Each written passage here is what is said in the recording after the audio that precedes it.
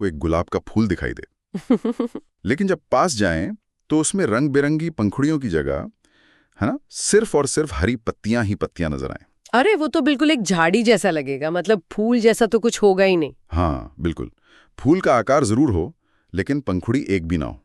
देखिए, प्रकृति की ऐसी अजीबोगरीब गलतियां ना सदियों से वैज्ञानिकों को हैरान करती रही हैं। वैसे अक्सर जब हम किसी खूबसूरत इमारत को देखते हैं तो उसकी बाहरी सुंदरता की तारीफ करते हैं। राइट, बिना ये सोचे कि उसके अंदर क्या चल रहा है। एग्जैक्टली लेकिन असल में उस इमारत के पीछे एक बहुत ही सख्त आर्किटेक्ट का ब्लूप्रिंट होता है। एक ऐसा नक्शा जो तय करता है कि दीवार कहाँ होगी, खिड़की कहाँ खुलेगी और छत का आकार कैसा होगा। फूलों के अंदर भी बिल्कुल ऐसा ही एक ब्लूप्रिंट होता है। हब के संकलित शोध, जो कि मुख्य रूप से CSIR नेट लाइफ साइंसेस परीक्षा के लिए है, उसके जरिए उसी जैविक कोड को डिकोड कर रहे हैं। हमारा मिशन ये समझना है कि होमोमेटिक जीन्स कैसे ये तय करते हैं कि पौधे का कौन सा हिस्सा सेपल यानी बाह्य दल बनेगा, कौन सा पेटल बनेगा, कौन सा स्केमन और कौन सा कार्पल। ठीक है, आइए इसे थोड़ा खोलकर समझते हैं।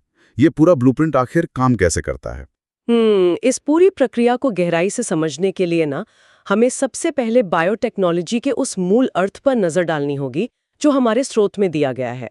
आमतौर पर लोग सोचते हैं कि बायोटेक का मतलब सिर्फ लेबोरेटरी में जीन्स को काटना और जोड़ना है। हाँ, वही टेस्ट ट्यूब्स और माइक्रोस्कोप्स वाली इमेज दिमाग में आती है। बिल्कुल, लेकिन ये उससे कहीं अधिक है।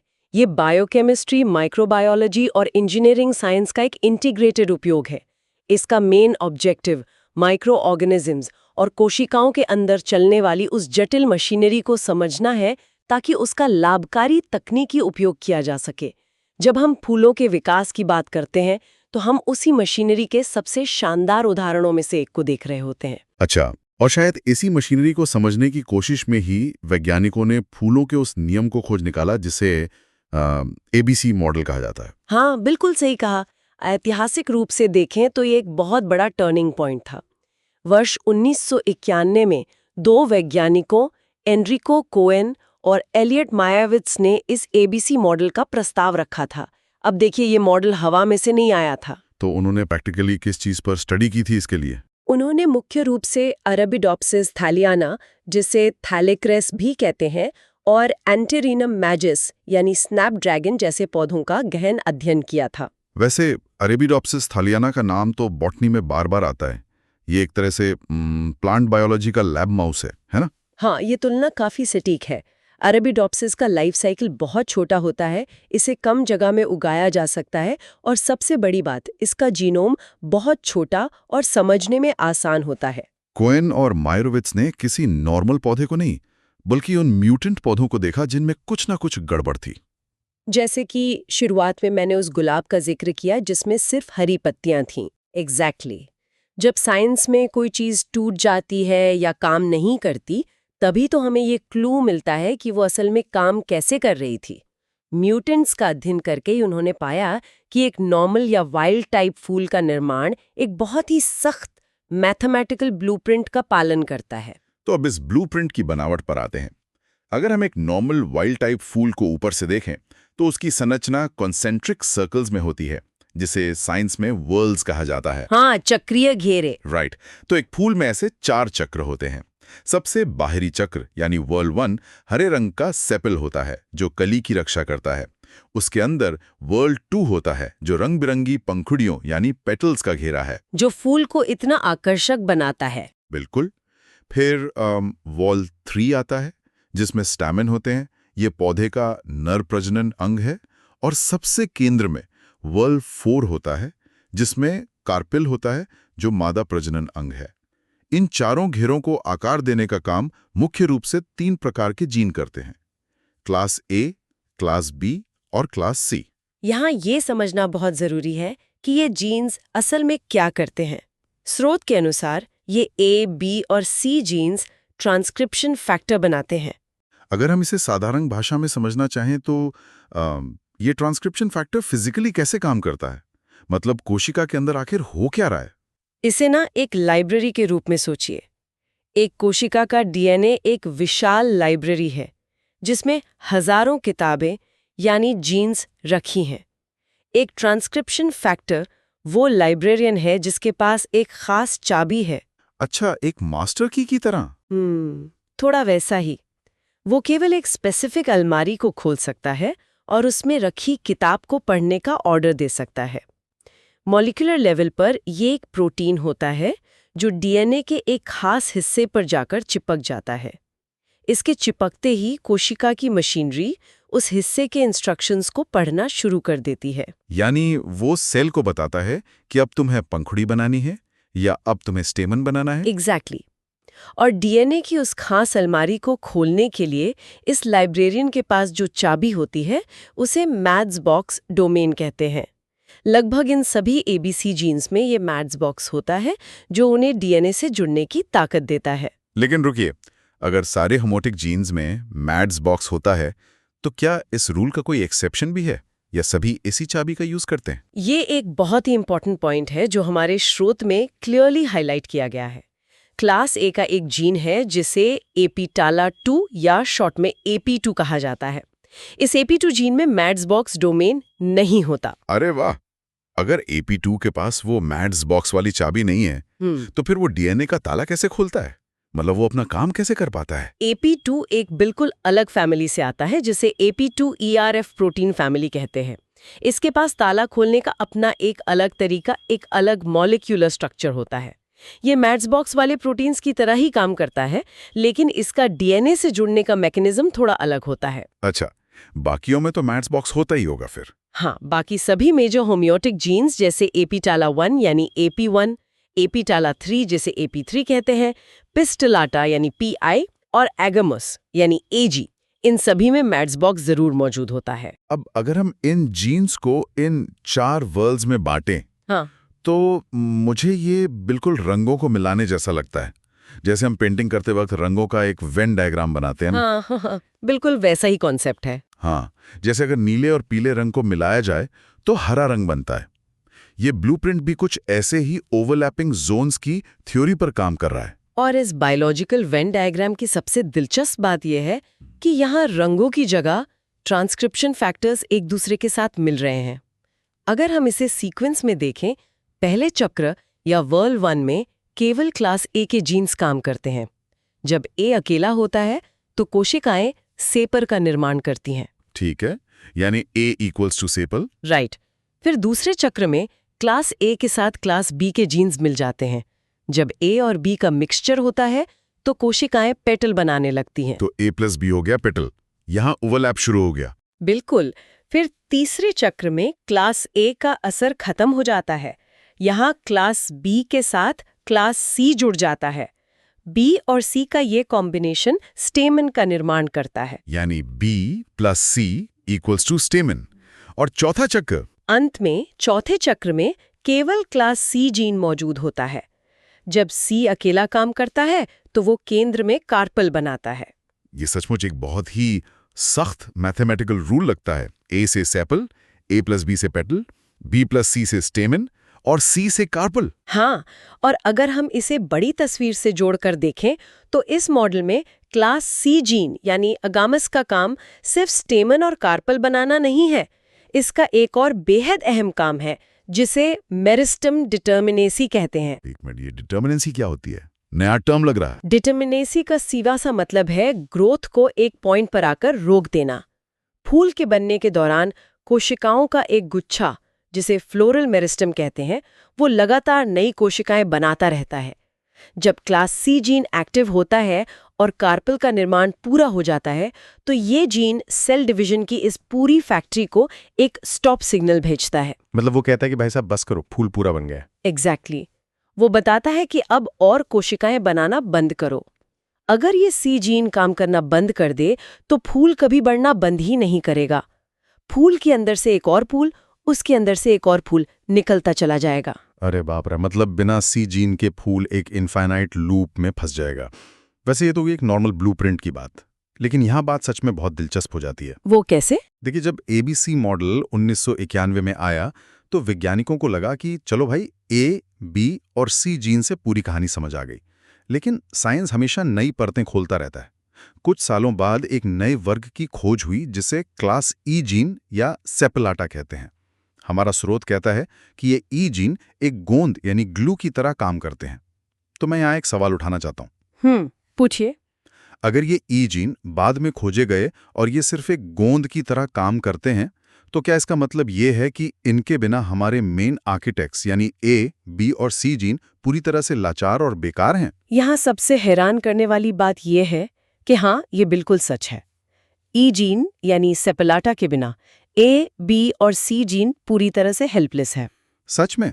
पूरी तरह से? हाँ, यदि किसी फूल में इन जीन्स को हटा दिया जाए तो वो सभी 4 चक्र जो खूबसूरत पंखुड़ी, स्टेमन या कार्पल बनने वाले थे, वो केवल साधारण हरी पत्तियों में बदल जाते हैं, यानी वेजिटेटिव लीव्स में।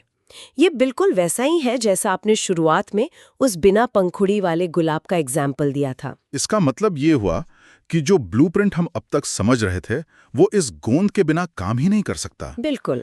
लेकिन मॉलिक्यूलर लेवल पर ये गोंद असल में कर क्या रहा है? कुछ तो करता होगा फिजिकली। इसे समझने के लिए वैज्ञानिकों ने एक नया मॉडल पेश किया जिसे द क्वार्टेट मॉडल कहा जाता है। क्वार्टेट का मतलब है 4 का समूह। होता ये है कि ए, बी और सी ट्रांसक्रिप्शन फैक्टर अकेले जाकर डीएनए से नहीं जुड़ते। अच्छा, तो उन्हें किसी का साथ चाहिए होता है? बिल्कुल। वो कोशिका के अंदर ई प्रोटीन्स यानी सीपियालाता के साथ मिलकर एक 4 प्रोटीन्स का गुच्छा बनाते हैं जिसे टेट्रामर कहते हैं। यानी 4 अलग-अलग प्रोटीन एक दूसरे से चिपक कर एक बड़ी मशीन बनाते हैं। हाँ, 2 मेन प्रोटीन जैसे कि ए और बी और 2 ई प्रोटीन्स आपस में जुड़ जाते हैं। जब ये 4 प्रोटीन्स का टेट्रामर बनता है, तभी वो एक साथ डीएनए के अलग-अलग हिस्सों को पकड़कर उसे बेंड कर सकते हैं, यानी मोड़ सकते हैं। तो डीएनए का मुड़ना जरूरी होता है इन सिग्नल्स के लिए? बहुत जरूरी है, क्योंकि इसी से उस जीन की मशीनरी चालू होती है जो पंखुड़ी या कोई और अंग बनाएगी। बिना ई प्रोटीन्स के ये 4 का समूह नहीं बन पाता, डीएनए मुड़ता नहीं है और कोशिका को अंग बनाने का कोई इंस्ट्रक्शन ही नहीं मिलता। नतीजा, फूल अपनी डिफॉल्ट स्टेट में लौट आता है, जो कि सिर्फ हरी पत्तियां बनाना है। एग्जैक्टली। अंगों के निर्माण के लिए ये गॉन्ड अनिवार्य है। वाह, ये प्रकृति की इंजीनियरिंग का एक अद्भुत नमूना है। अब हमें पता है कि स्ट्रक्चर कैसे बनता है, एबीसी जीन कैसे रंगों की तरह मिलते हैं और कैसे क्वार्टेट मॉडल का गोंद उन्हें डीएनए पर चिपकाता है। लेकिन यहाँ एक सवाल उठता है, क्या ये सारे जीन हमेशा एक दूसरे का सम्मान करते हुए शांति से अपना काम करते हैं? क्योंकि देखिए, बायोलॉजी की दुनिया में शांति की उम्मीद करना थोड़ा मुश्किल लगता है। और आपकी ये उम्मीद बिल्कुल सही है। जीवों के अंदर शांति बहुत कम देखने को मिलती है। कोशिकाओं के लेवल पर बाउंड्रीज को लेकर एक कांस्टेंट स्ट्रगल चलता रहता है और यहाँ भी एबीसी जीन्स के बीच ऐसा ही स्ट्रगल मौजूद है। और इसी स्ट्रगल को क्लियर करने के लिए स्रोत ने म्यूटेशन का एक बहुत ही दिलचस्प नियम दिया है, जिसे हम गोल्डन रूल ऑफ म्यूटेशन कह सकते हैं। ये रूल बताता है कि क्लास ए और क्लास सी जीन एक दूसरे के कट्टर विरोधी हैं, यानी म्यूचुअली एंटागोनिस्टिक। हाँ, दोनों एक दूसरे को बर्दाश्त नहीं कर सकते। इसे समझने के लिए हम 2 दुश्मन राजाओं की कल्पना कर सकते हैं जो एक ही बॉर्डर शेयर करते हैं। राजा ए का साम्राज्य चक्र 1 और 2 है और राजा सी का साम्राज्य चक्र 3 और 4 है। दोनों एक दूसरे के सरहद पर पूरी तरह से नजर गड़ाए हुए हैं। यदि किसी वजह से राजा ए की मृत्यु हो जाती है या वो म्यूटेट हो जाता है, तो राजा सी 1 सेकंड भी बर्बाद किए बिना आगे बढ़ता है और राजा ए के पूरे इलाके पर कब्जा कर लेता है। ये मॉलिक्यूलर लेवल पर होने वाली घटना का एकदम सटीक वर्णन है। ये प्रैक्टिकली एक दूसरे को दबाने की प्रोसेस है। जब सेल में जीन ए होता है तो वो एक ऐसा प्रोटीन बनाता है जो जीन सी को वर्ल्ड 1 और 2 में आने से रोकता है। और इसी तरह जीन सी भी करता होगा? बिल्कुल, जीन सी भी वर्ल्ड 3 और 4 में जीन ए को घुसने से रोकता है। दोनों एक दूसरे पर लगाम कस कर रखते हैं, लेकिन जैसे ही म्यूटेशन के कारण एक कमजोर पड़ता है, दूसरा पूरे फूल पर अपना कंट्रोल एस्टैब्लिश कर लेता है। और इसी अतिक्रमण या इन्वेजन का नतीजा होता है म्यूटेशन के दौरान फूल के अंगों का पूरी तरह से बदल जाना। हाँ, और साइंस में इस फिनोमिनन को होमियोसिस कहा जाता है। होमियोसिस का सीधा अर्थ है जब जेनेटिक गड़बड़ी के कारण विकास के दौरान एक पूरा का पूरा अंग किसी दूसरे अंग में तब्दील हो जाए, जैसे कि जहां पंखुड़ी आनी चाहिए थी वहां स्टेमन्स निकल आए। तो इस सब का आखिर मतलब क्या है? देखिए, थ्योरी को समझ लेना, ट्रांसक्रिप्शन फैक्टर और दुश्मन राजाओं की कहानी सुन लेना एक बात है, लेकिन क्या हम इस नॉलेज को एक्चुअल दुनिया की किसी पहेली या लैब की सिचुएशन में अप्लाई कर सकते हैं? क्यों नहीं, जरूर कर सकते हैं। चलिए, जो ब्लूप्रिंट और नियम हमने समझे हैं उन्हें एक थॉट एक्सपेरिमेंट में टेस्ट करते हैं। एक CSIR नेट के पास्ट ईयर क्वेश्चन यानी PYQ 29 को लेते हैं। मान लीजिए हम एक बायोटेक लैब में हैं और हमने जेनेटिक इंजीनियरिंग के जरिए किसी फूल के ब्लूप्रिंट के साथ छेड़छाड़ की है। हमारा पहला सिनेरियो ये है कि हमने किसी तरह फूल में जीन A को पूरी तरह से डिलीट कर दिया। तो उस गोल्डन रूल के हिसाब से अब ये म्यूटेंट फूल कैसा दिखना चाहिए? ठीक है, आइए इस पर लॉजिक और गोल्डन रूल अप्लाई करते हैं। यदि ए काम नहीं कर रहा है तो दुश्मन राजा सी अपनी बाउंड्री क्रॉस करके वर्ल्ड 1 और 2 में फैल जाएगा। इसका मतलब है कि अब फूल के चारों चक्रों में सी मौजूद है। ओके, चारों में C है। अब देखते हैं कि हर चक्र में बन क्या रहा है। पहले चक्र में नॉर्मली केवल ए होता था जो सेपल बनाता था। अब वहां केवल सी है और हमने पहले बात की थी कि जब सी अकेला होता है तो वो कार्पेल बनाता है। ठीक है, तो फर्स्ट चक्र हो गया कार्पेल। राइट। दूसरे चक्र में नॉर्मली A और B होते थे जो पेटल बनाते थे। अब A की जगह C आ गया है तो वहां C और B होंगे। B और C मिलकर हमेशा स्टेमन बनाते हैं। अच्छा, तो सेकंड चक्र बन गया स्टेमन। हाँ, तीसरा चक्र तो पहले से ही B और C का था तो वो स्टेमन ही रहेगा, और चौथा चक्र पहले से ही केवल C का था तो वो कार्पेल ही रहेगा। इसलिए हमारे पास जो फूल आएगा उसका सीक्वेंस बाहर से अंदर की तरफ होगा, कार्पेल, स्टेमन, स्टेमन, कार्पेल। ये तो बहुत ही अजीब फूल होगा। इसमें ना कोई हरी पत्ती होगी और ना ही कोई रंगीन पंखुड़ी। ये पूरी तरह से सिर्फ रिप्रोडक्टिव ऑर्गन से बना एक अजीब सा स्ट्रक्चर होगा। बिल्कुल। अब इसे थोड़ा और कॉम्प्लिकेटेड बनाते हैं। सिनेरियो 2, हम लैब में एक कदम और आगे जाते हैं और जीन A के साथ साथ जीन B को भी हटा देते हैं। अब फूल में ना A है और ना B। अब क्या होगा? गोल्डन रूल के कारण सी चारों चक्रों में फैल चुका है, लेकिन यहाँ बी भी मौजूद नहीं है। तो वर्ल्ड 2 और 3 का क्या होगा जहां बी को सी के साथ मिलकर स्टेमन बनाना था? वहां बी की अनुपस्थिति के कारण कोई मिक्सचर हो ही नहीं सकता। तो अब पूरे फूल के चारों चक्रों में सिर्फ और सिर्फ एक ही जीन बचा है और वो है जीन सी।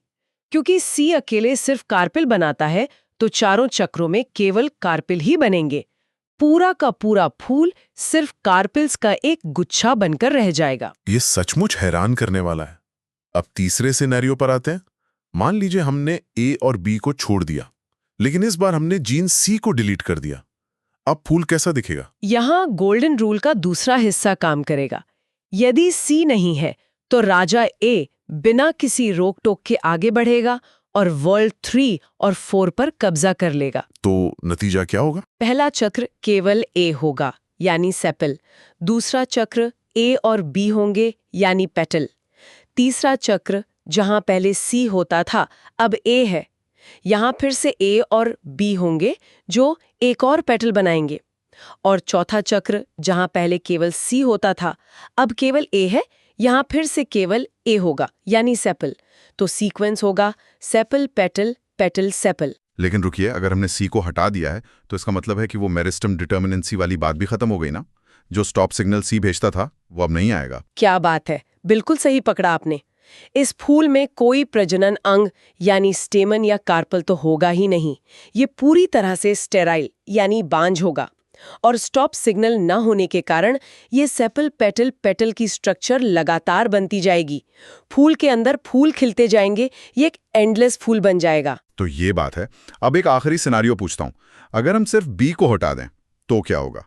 क्या A और C एक दूसरे पर हमला करेंगे? नहीं, ऐसा नहीं होगा। क्यों? अगर बी नहीं है तो ए और सी अपने अपनी जगह पर शांति से रहेंगे, क्योंकि गोल्डन रूल केवल ए और सी के बीच की दुश्मनी पर अप्लाई होता है, बी पर नहीं। यदि बी नहीं है तो पहले दो चक्रों में केवल ए रहेगा जो दोनों जगह सेपल बनाएगा, और आखिरी दो चक्रों में केवल सी रहेगा जो दोनों जगह कार्पेल बनाएगा। तो नतीजा होगा सेपल सेपल कार्पेल कार्पेल। इसमें न पंखुड़ी होगी न स्टेमन। ये थॉट एक्सपेरिमेंट सचमुच इस जटिल बायोलॉजिकल सिस्टम को शीशे की तरह साफ कर देता है। अगर हम आज की इस पूरी चर्चा को समेटें तो हमने देखा कि प्रकृति में कुछ भी रैंडम या बिना किसी प्लानिंग के नहीं होता। फूलों का विकास एक बेहद सिस्टमैटिक और सटीक प्रोसेस है। ये कैसे काम करता है? MDS बॉक्स जैसे ट्रांसक्रिप्शन फैक्टर्स डीएनए को पढ़ते हैं। ABC मॉडल तय करता है कि कौन सा रंग कहाँ जाएगा। और क्वार्टेट मॉडल का ब्रो गोंद यानी ई जीन इन सभी को एक साथ बांधकर डीएनए को मोड़ता है। साथ ही A और C जीन्स की आपसी दुश्मनी ये इंश्योर करती है कि सभी अंग अपनी अपनी जगह पर रहें। और ये भी कि कोशिकाओं के अंदर कुछ भी प्योरली इंडिपेंडेंट होकर काम नहीं करता। क्वार्टेट मॉडल हमें याद दिलाता है कि सबसे कॉम्प्लिकेटेड और खूबसूरत संरचनाएं भी कोलैबोरेशन और स्ट्रिक्ट बाउंड्रीज पर डिपेंड करती हैं। जब ये बाउंड्रीज टूटती हैं तभी हमें म्यूटेंट फूल देखने को मिलते हैं। मुझे लगता है कि इस विस्तृत विश्लेषण के बाद किसी को भी इस ABC मॉडल और ट्रांसक्रिप्शन फैक्टर्स के इस गहरे साइंस को समझना अब किसी भारी बोझ या इन्फो ओवरलोड जैसा नहीं लग रहा होगा।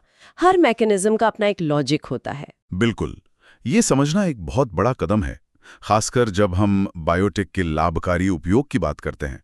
और जाते जाते मैं इसी सोच से जुड़ा एक विचार छोड़ना चाहता हूं हमारे श्रोताओं के लिए। हमने देखा कि गोल्डन रूल और इन ट्रांसक्रिप्शन फैक्टर्स का सिस्टम कैसे काम करता है। यदि इंसान प्रकृति के इस जेनेटिक ब्लूप्रिंट को इतनी बारीकी से समझ गया है, तो क्या फ्यूचर में हम इन जीन्स को अपनी मर्जी से रिप्रोग्राम कर सकते हैं? ये तो एक बड़ा साइंटिफिक फ्रंटियर है वैसे। हाँ, और क्या हम क्लाइमेट चेंज के इस भयानक दौर में जहां नेचुरल हैबिटेट्स नष्ट हो रहे हैं, कुछ पूरी तरह से नए प्रकार की फसलें बनाने के लिए इस ब्लूप्रिंट का यूज कर सकते हैं? क्या हम कोई ऐसा सुपर फूल या फल बना सकते हैं जो प्रकृति के इतिहास में आज तक कभी एग्जिस्ट ही ना किया हो, लेकिन जो हमारी आने वाली पीढ़ियों का पेट भर सके? ये सच में एक बहुत ही गहरा सवाल है। क्या हम सिर्फ प्रकृति को समझने वाले दर्शक बने रहेंगे या खुद उस ब्लूप्रिंट के नए आर्किटेक्ट बन जाएंगे? ये तो सोचने वाली बात है। इस सवाल पर विचार जरूर कीजिएगा। मिलेंगे अगले विस्तृत विश्लेषण में। तब तक के लिए धन्यवाद।